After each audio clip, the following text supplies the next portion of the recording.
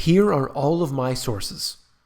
That's what we're going to get into today. I will show you the sources that I use for these videos. Many people are asking me, how do I come up with this information? Where do I get it from? Where are these charts from? Anytime you want to see my sources, you can always look in the description of the video. There's a link that says sources used in this video. You can check it out there if you're interested, but I want to show you those sites for yourself so that you can always keep on top of it. So let's begin. Zero Hedge. Zero Hedge is one of the best websites out there. It collects so much information, brings it onto one site. That's what I really like about Zero Hedge. It focuses mostly on the financial aspect, but also does get into some other things as well. So you can see that at zerohedge.com and Drudge Report. Most people out there, they know Drudge Report by now. Over the last year, I've seen a change in Drudge that has been quite unfortunate to say the least. However, it is something that I check every single day because they are able to aggregate data extremely fast. That's what I like about it. And they grab different articles from all over the world. I think that's really important. Something to look into. That's drudgereport.com. And Trading Economics. This is one of the best sites out there when you're looking at particularly for the indicators themselves. You pick a country and you pick a statistic, you will be able to find it on this website. It's amazing. It really is. If you want to know the inflation for a particular country, okay, you can find it. If you want to know the most obscure statistic you can think of, this website probably has it. It's really good. It really is. So that's tradingeconomics.com. Visual Capitalist. Really a good site for those indicators, whatever it might be, but in a visual type of diagram that you can actually see for yourself. And they have a lot of infographics on here. Infographics are good because they really simplify the information, as well as the fact that you can give that to somebody else and they can see it. So if you're sharing that on your social media, this is definitely the website to come to. That is visualcapitalist.com. Looking at this is Fred. Fred is the St. Louis Fed website. They collect a lot of the different indicators out there, information from the Federal Reserve, as well as the BLS, as well as many others. You could see a lot of information, not even from just the US. They actually collect a lot of other information as well. That is the Fred, or you can just type in St. Louis Fed into a search engine and you will come up with that. I think it's a great resource. I use it a lot for my books. Shadow Stats. Shadow Stats is one of these sites that is unlike any other.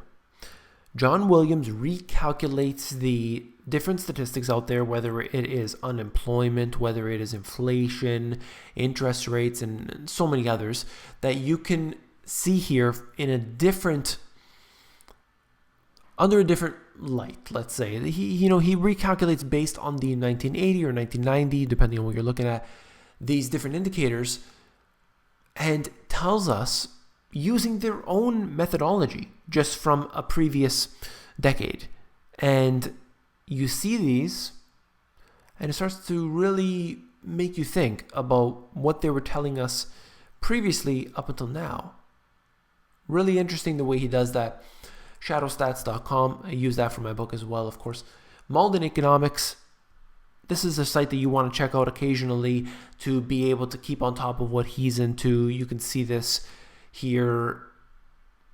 It's one of those sites that I like to look at and just browse through. And then oftentimes I will actually use the charts and different indicators here. This is Of Two Minds. Charles Hugh Smith. I think every time I read something from here, I tend to agree with it overall. Anyway, it's not something I check every single day, but it is one of those resources that you want to keep on hand. It's a good site that I think that it's an individual. It's not a corporation. It's not a business like that. And it's an individual, and I respect that. So that's Of Two Minds. CNS News. Good resource.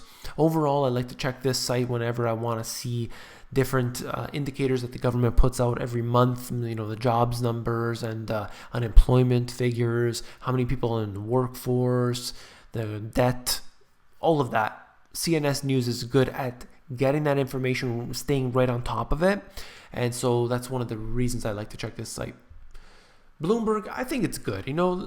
Of course, it's so-called mainstream media, but I just like to see that sometimes. I like to see the mainstream media because they are covering a lot of information. And then if I want to know the actual true story behind it, of course, I'll go somewhere else. But it's good to see this type of site. Bloomberg as well as CNBC, same situation here. I like to see the financial aspect to these, and I can keep on top of different things that are going on. That's what it's good for. Not for looking into the deep details, that's for sure. And then last but not least, if you want to search online, you may not want to use that search engine that everybody does use that I don't want to name because they're listening, but you can use this website here, DuckDuckGo. And it's a search engine that protects your privacy. At least that's what they claim anyway. I don't really know if it's true. That's the way they do it. You're basically search through them so that your query to those different websites go through them. I think it's important to choose an alternate, even if it's not real or anything else. I do it anyway. I think it's a good idea. You can use this. I've also used startpage.com before. That's important as well. I think it's just an interesting concept, to say the least. Something that I didn't cover. There are VPNs as well. And a VPN is basically how I'm currently in Canada, but I can funnel my data through a different country. And that's something else I think is important too. If just something as simple as, for example, one website will only provide data to a US customer, but I'm in Canada, I want to see that information, that video. Well, I can use a VPN to make it look like I'm coming from the US, and it works. So that's important. So if you just search online VPN or anonymous VPN or something like this, you usually can come up with something. And then last but not least, YouTube. YouTube is an amazing resource. I think it's really a good site, and of course my videos are on there, and it's been a interesting ride along the way, but that's all. So I want to tell you that if you haven't already, you want to subscribe to my channel, The Money GPS.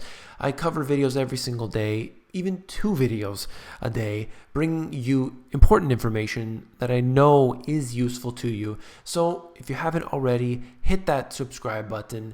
You will get more videos from me, more good information. If you have any requests, you can always let me know. David@themoneygps.com. For anybody who emails me, I always email you back. Remember that. David@themoneygps.com. The only thing is that it takes me a while, so expect that there will be a delay with your email response, but I will get back to you. Comments, I reply to a lot of comments. I spend approximately 1 hour per day replying to comments, more than anybody out there. However, I can't get to everybody. It's just not possible. It would be a full-time job. If you want for sure for me to reply to something, email me, and then it will be queued up, and I will try to reply to you as fast as possible. That's all. Take care and good night.